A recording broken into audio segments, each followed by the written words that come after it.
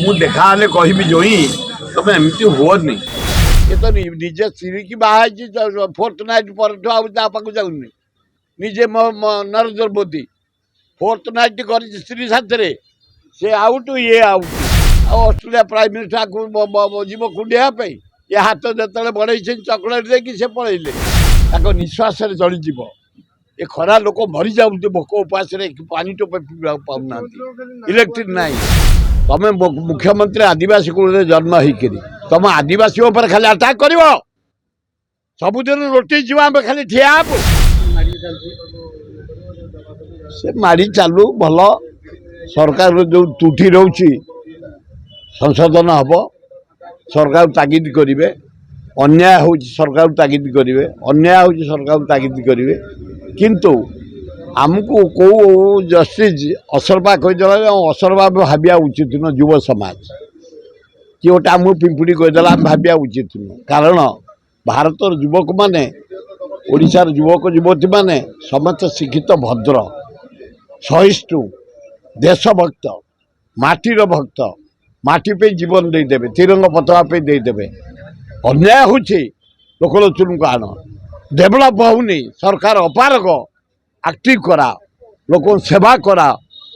ଆଇନ ଲୋକ ମାନୁନାହାନ୍ତି, ଠିଆ ହୁଅ, ଲୋକଙ୍କୁ ପ୍ରୋଟେକ୍ସନ୍ ଦିଅ, ତାହେଲେ ଭଲ ହେବ।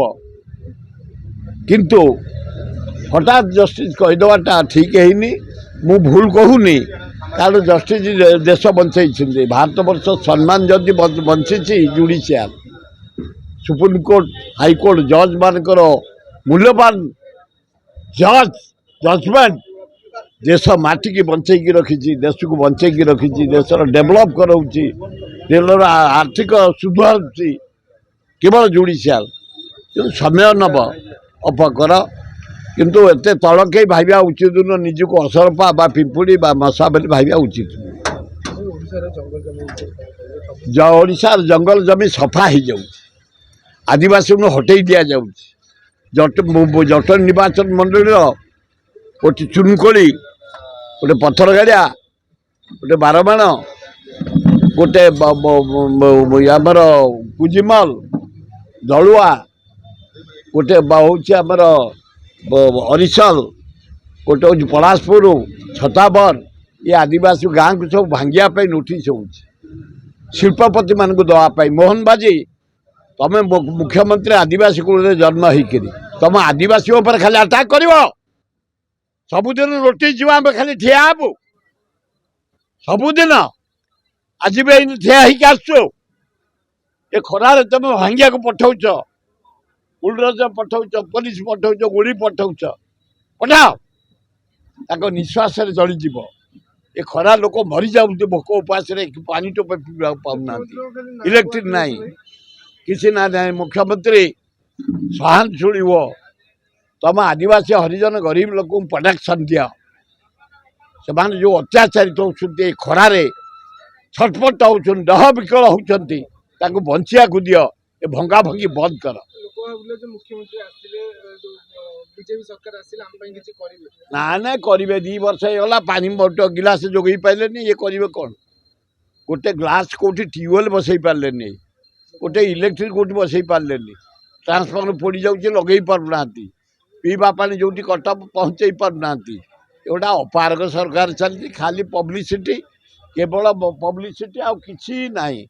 ଲୋକଙ୍କର କାମ କିଛି ନାହିଁ। ଏ ଯେଉଁ ଖରା, 8 ଘଣ୍ଟା 9 ଘଣ୍ଟା ବିଦ୍ୟୁତ କାଟ, ବଞ୍ଚିବେ କେମିତି? ଟ୍ରାନ୍ସଫର୍ମର ପୋଡ଼ି ଯାଉଛି, ଆଉ ଯୋଗାଇ ପାରୁନାହାନ୍ତି।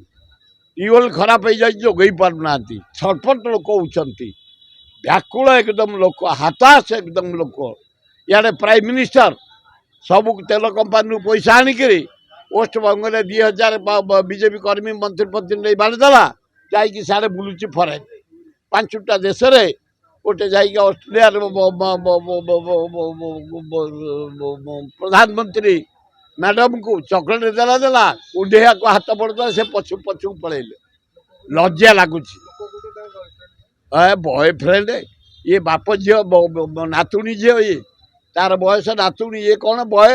ଏ ତ ନିଜେ ସ୍ତ୍ରୀ କି ବାହା ହେଇଛି, ଫୋର୍ଥ ନାଇଟ୍ ପରଠୁ ଆଉ ତା ପାଖକୁ ଯାଉନି। ନିଜେ ନରେନ୍ଦ୍ର ମୋଦି ଫୋର୍ଥ ନାଇଟ୍ କରିଛି ସ୍ତ୍ରୀ ସାଥିରେ, से आउट ये आउट ये कौन क्या कथा बुझे कौ नारी कथा ऑस्ट्रेलिया प्राइम मिनिस्टर जीव कुंडिया ये हाथ जो बढ़े चकलेट देकी से पलैले ये अनई लज्जा लोक कम प्रोग्राम आईले 3टा प्रोग्राम छाड़ी गोटे अंधारुआ बोले आदिवासी गाँव मुझे देखा कहबी जोई तुम एमती हुओनी तुम बापा मोर बड़ भाई थे तुम शला मोर गोटे पुतुरा बबी तुम एमती हुओनी एमती उद्धत हुओनी गोटे भल फैमिली जन्म धनी परिवार जन्म ज्ञानी परिवार जन्म गोटे कलाकार तुम एमती फोर्थ ग्रेड लोक भाया हुओनी तुम टे रिजर्व रुह लोक मन को तुमको सम्मान देवे तुम पाक आसवे भल हम